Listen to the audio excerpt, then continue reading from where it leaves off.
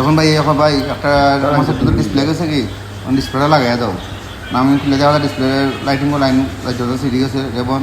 আমি বললাম ভাই দিকে তো একটা ঠিক হয়নি বাচ্চা ভাই দিকে একটা ডিসপ্লে বাস থেকে বাঁচলাম তখন আমি একটা জাম্পার দিয়ে লাইটিংটা করলাম করিয়া করে ওকে করলাম